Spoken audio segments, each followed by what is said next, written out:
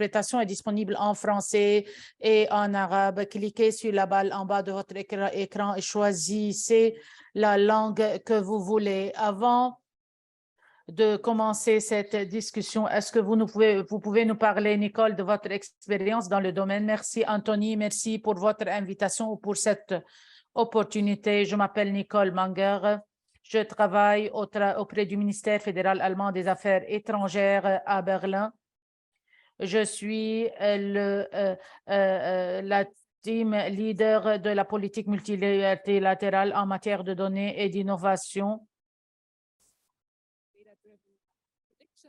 Bien sûr, on met l'accent sur la protection de données, sur l'innovation pour aider la prise de décision basée sur les preuves, et on travaille avec les scientifiques dans le domaine des données et dans le domaine de la technologie. Et je suis, comme a dit Anthony, adepte de l'engagement privé-public, et je suis académicienne avec YNU, qui est un programme technologique qui s'adresse au secteur public. Ce programme est sponsorisé par le secteur privé et par EIU. Avant de commencer notre discussion sur l'engagement privé-public, j'aimerais rappeler à notre public qu'il pourrait poster les questions que je vais relayer directement à vous. Quel est le rôle des données de la science et de la technologie dans la sécurisation et le maintien de la paix, plus précisément du perspective de l'engagement du secteur privé? Pourquoi avons-nous besoin de plus d'engagement du secteur privé et quel est le potentiel? Notre approche est anticipatoire. Prévenir les crises avant leur occurrence. Et on a besoin de données, on a besoin de prédictions, on a besoin de preuves, d'évidence pour prévenir les crises climatiques qui peuvent s'aggraver dans 20 ans ou 30 ans, ou les crises sécuritaires. Auprès du ministère, on a également ce qu'on appelle Preview.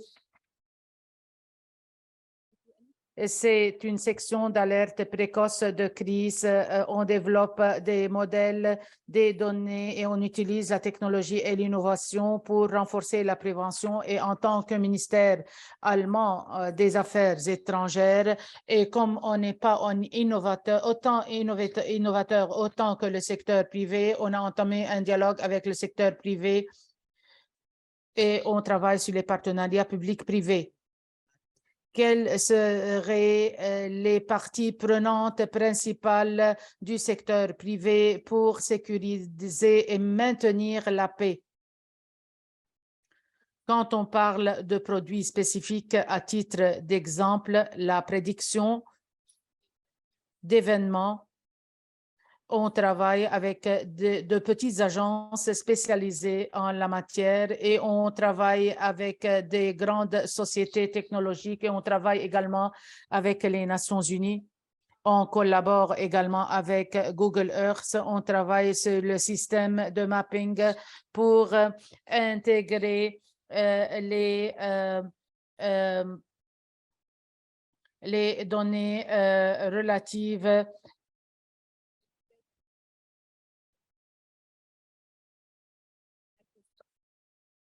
les données géospatiales.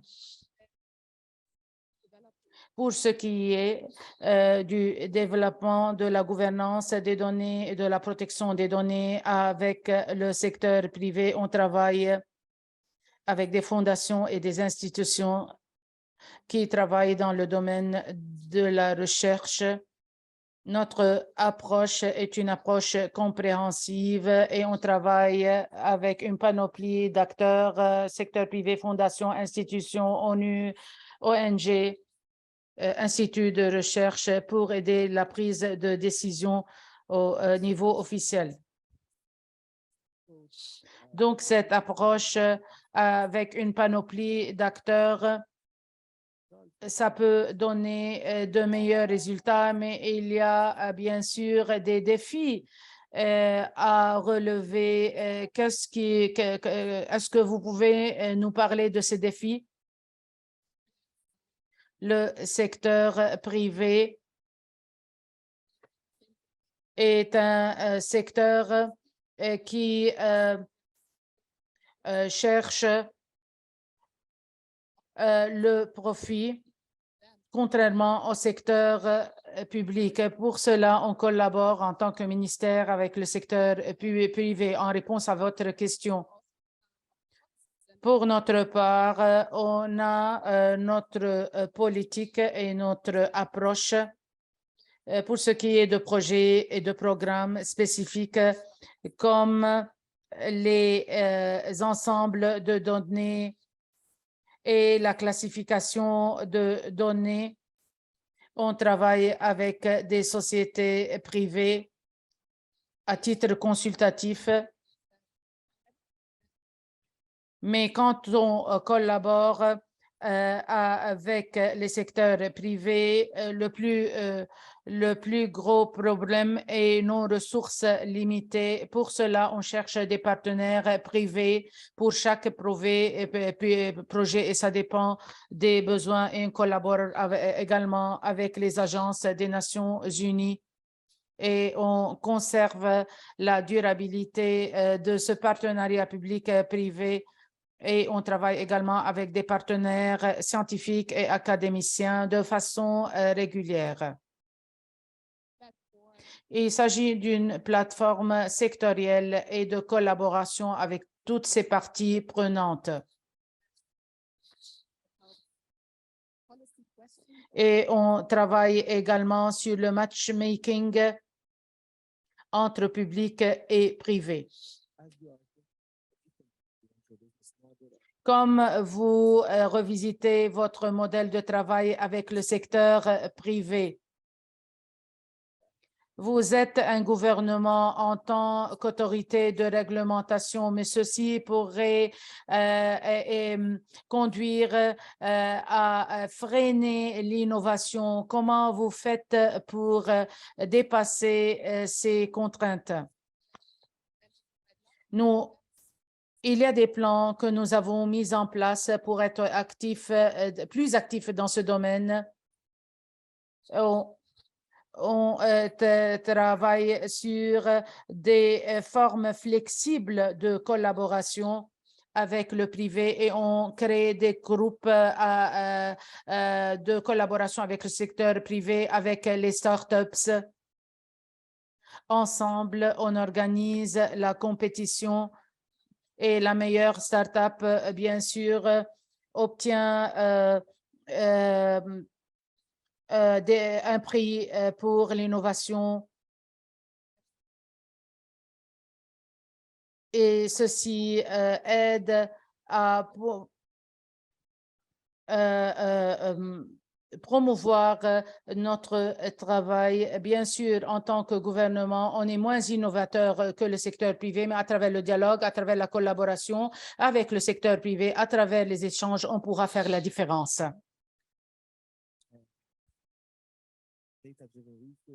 Comment vous pouvez intégrer la recherche axée sur les données et l'élaboration des politiques publiques dans le secteur privé? Comment vous pouvez convaincre le secteur privé de l'impact sur les politiques publiques?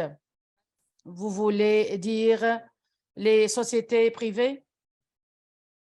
Comment pouvez-vous intégrer la recherche axée sur les données et l'élaboration des politiques publiques dans le secteur privé? Comment pouvez-vous intégrer la demande publique dans les politiques publiques et vice-versa? On a vraiment parlé de l'intégration du secteur privé dans le travail du gouvernement. Mais les sociétés privées, n'oublions pas qu'elles recherchent du profit, qu'elles recherchent le profit.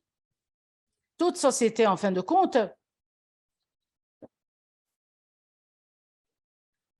opèrent dans leur propre société, dans leur propre marché. Donc, j'essaie de les convaincre qu'il serait dans leur intérêt de gagner davantage de profits en entrant dans une collaboration avec le gouvernement pour atteindre les objectifs de développement durable, pour promouvoir la démocratie, pour assurer la transparence dans les marchés.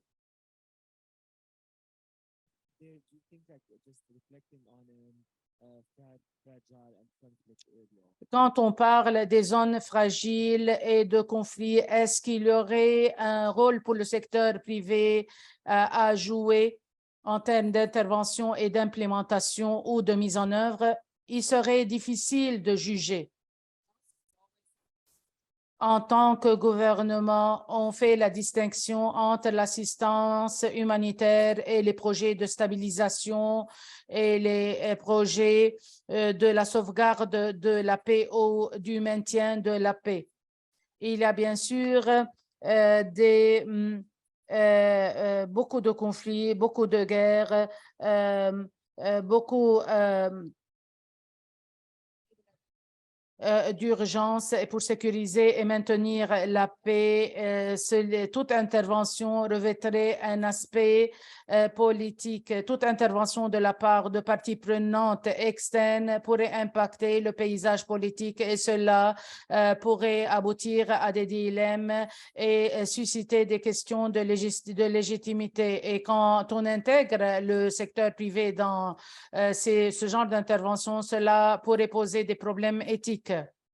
En réponse à votre question, ça pourrait susciter une problématique et un dilemme quand le secteur privé intervient dans des conflits spécifiques. Donc, oui, on sait que le secteur privé n'est pas homogène. Il y a des entrepreneurs, il y a les petites et moyennes entreprises, il y a les startups, les grandes entreprises. Comment tous ces acteurs pourrait-il minimiser les écarts dans ce domaine pour ce qui est des mécanismes nécessaires pour maximiser le potentiel de coopération?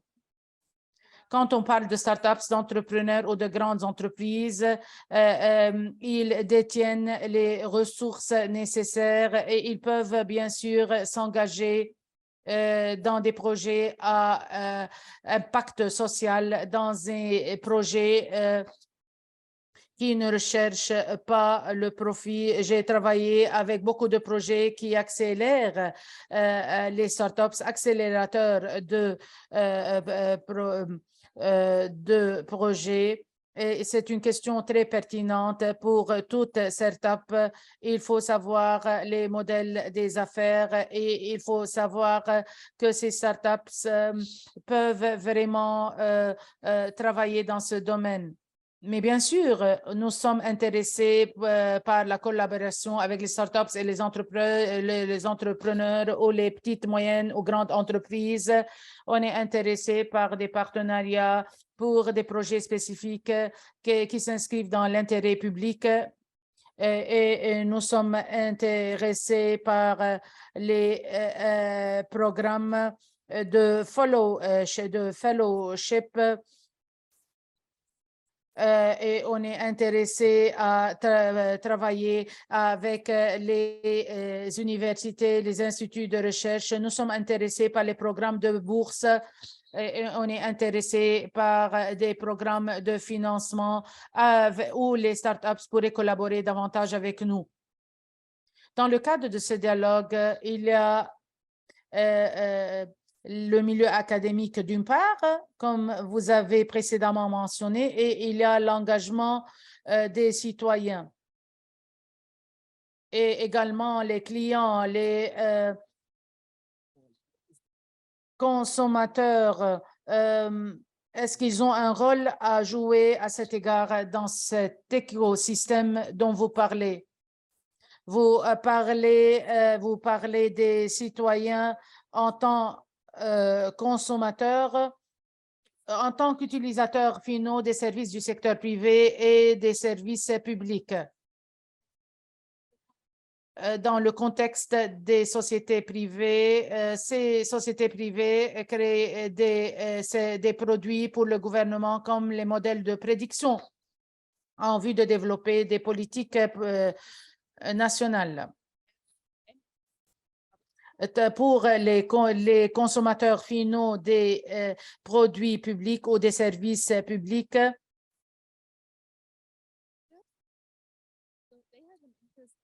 ils ont intérêt dans les études de prévision ou les études de données.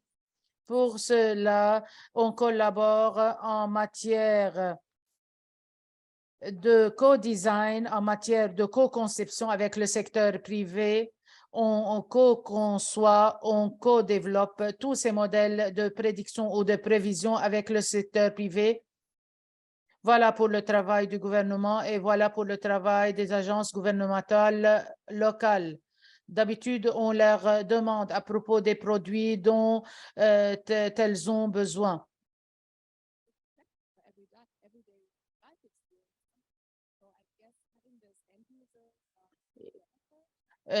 Bien sûr, le dialogue entre les développeurs et les consommateurs finaux est très primordial à cet égard. Vous avez déjà mentionné le rôle des organisations internationales et des agences des Nations unies. Qu'en est-il des parties prenantes multilatérales dans le cadre de cette approche basée sur la collaboration? Absolument. Quand on parle de la co-conception avec les citoyens et les consommateurs finaux,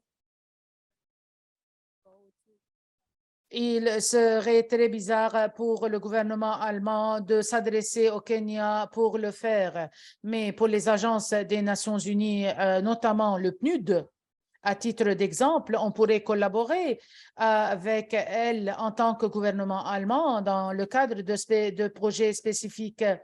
Et il nous revient bien sûr de développer ce genre de plateforme ou de mécanismes où les partenaires bilatéraux, les agences des Nations unies, les États-Unis et l'Allemagne pourraient travailler ensemble dans le domaine de la co-conception en collaboration également avec les citoyens. Il y a également les données et la possession locale de ces données.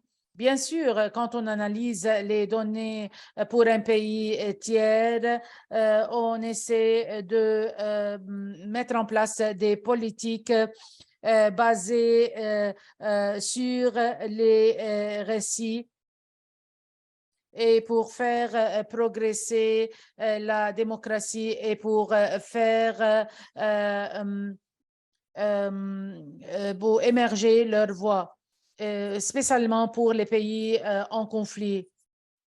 Donc, pour collecter les données, on parle de l'engagement de la société, des sociétés civiles.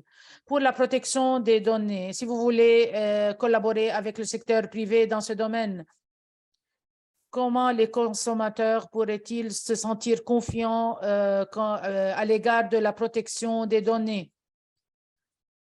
Je vais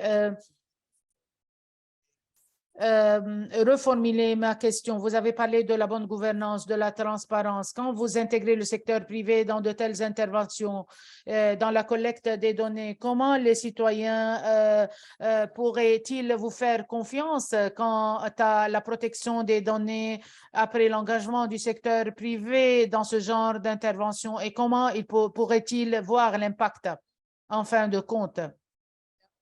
Chaque agence des Nations unies a ses propres procédures et a sa propre gouvernance, comme le PNUD, comme le Haut Commissariat des réfugiés. Il y a bien sûr des critères et des standards de protection des données pour la transparence des données.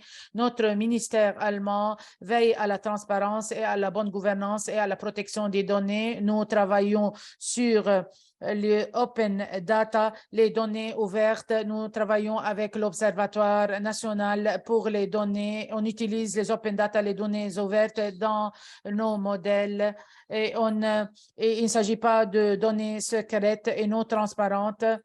pour les Nations Unies. Elles ont leur propre base de données sur les immigrants et les déplacés, et les Nations Unies suivent bien sûr des principes de transparence et d'ouverture. Il y a une question du public.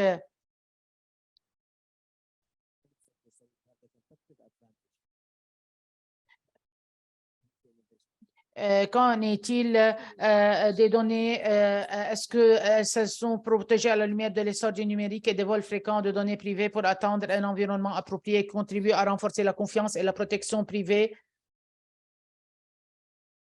Le secteur privé a une approche tout à fait différente de celle du secteur public et vice-versa. Bien sûr, les startups sont plus flexibles et de même, idem pour les entrepreneurs. Et les secteurs privés peuvent faire des choses qui sont pas vraiment du ressort des gouvernements. Et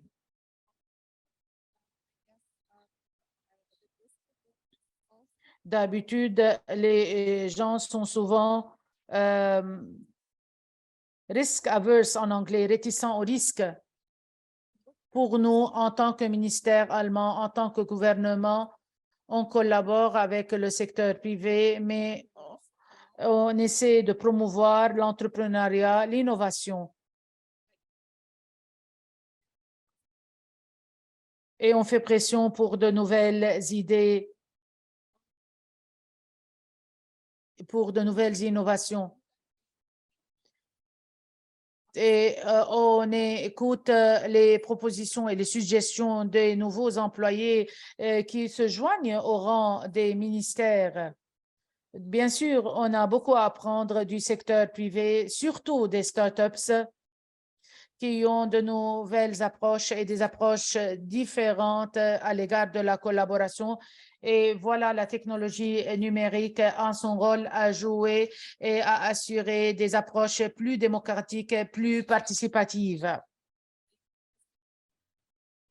Et comme vous le savez, les médias sociaux sont ouverts à tout le monde, même au président des Nations Unies, et l'audience est de plus en plus large.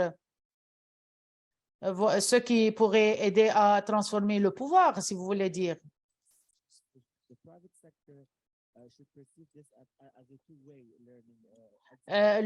C'est un exercice bidirectionnel. Il ne s'agit pas de choses qui sont dictées par le gouvernement. Il y a une autre question. Vous avez parlé des technologies à la lumière de l'essor du numérique et des données privées. Quelles seraient les mesures appropriées qui contribueraient à renforcer la confiance et la protection privée? Il s'agit d'une question similaire à la question précédente. Je ne suis pas versée dans ce domaine parce qu'on travaille sur les open data, les données ouvertes, et on a différents départements auprès du ministère qui sont experts en la matière. Comme précédemment mentionné, on essaie de travailler conformément aux normes. Et les gouvernements ont besoin de nouvelles compétences. Est-ce que votre gouvernement investit dans la reconversion professionnelle, dans l'amélioration des compétences? On organise des formations pour nos employés sur les données, l'utilisation des données et on essaie de les rendre plus connaissants en matière de données. Quand on parle de la prévention des crises, on a nos propres algorithmes et qui sélectionnent les pays à haut risque et on commence notre analyse sur cette base.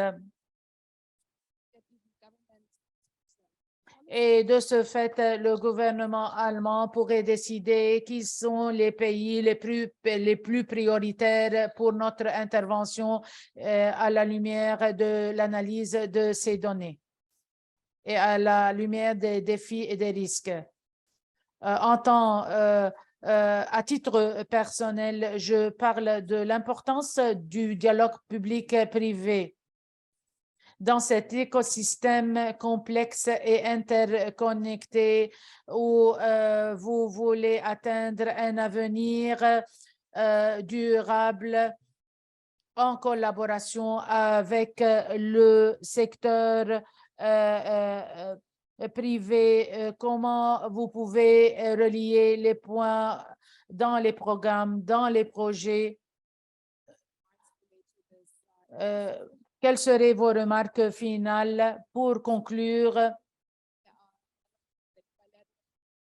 Il y a beaucoup de discussions bilatérales pour l'élaboration et la conception de produits spécifiques et de ce fait, on collabore avec des sociétés du secteur privé pour le changement culturel et le développement durable et pour davantage d'innovation et pour davantage d'implication du secteur privé dans des projets à impact social. On aurait besoin de plateformes de collaboration bilatérale et multilatérale pour échanger les idées, pour concevoir des produits et des services. À Berlin, on a à l'heure actuelle une initiative appelée GovTech. La question est la suivante. Comment ouvrir les gouvernements pour être plus sensibles au travail du secteur privé, où on engage les startups, les accélérateurs des startups dans un genre de consortia? Et on engage également les instituts académiques et les instituts de recherche. Et en fin de compte, il serait plus facile pour nous en tant que gouvernement de dire qu'on aurait besoin des solutions techniques à un problème spécifique et on leur demande de collaborer et de travailler dessus. Il s'agit là de partenariats publics-privés plus durables et plus structuré. Voilà pour ma remarque finale. Dernière question, madame. Parfois, les problèmes et les défis ne se tiennent pas au niveau local. Il y a les changements climatiques, il y a les pandémies. Comment pourriez-vous faire remonter ces initiatives gouvernementales au niveau local jusqu'au niveau mondial en collaboration avec les agences des Nations Unies ou les grandes organisations? On pourrait le faire parce qu'elles pourraient jouer un rôle de médiateur dans ce domaine. Mon désir profond est de convaincre les agences des Nations Unies et les institutions qui ont les mêmes idées, partageant les mêmes idées, les convaincre de suivre les normes internationales, les normes internationales, excusez-moi, et les normes des Nations Unies. Et en Europe, on a des normes sur la protection des données. Comme ça, on aurait l'opportunité de faire pression pour faire adopter ces normes européennes. Mais bien sûr, il y a un rôle essentiel à jouer par ce genre d'organisation. Bien sûr, les gouvernements sont appelés à investir dans les synergies publiques-privées, dans le partenariat public-privé pour la protection des données et pour l'analyse des données et pour atteindre le développement durable. En fin de compte, je voudrais vous remercier, Nicole Manger, pour cette séance très intéressante. On aimerait vous revoir dans d'autres occasions à la lumière de l'émergence des conflits, la fragmentation du monde. Notre cher public, on va vous revoir d'ici 1 heure pour une séance sur la bioinformatique avec M. Pierre Couéry. Merci encore une fois, Nicole. Merci, Anthony.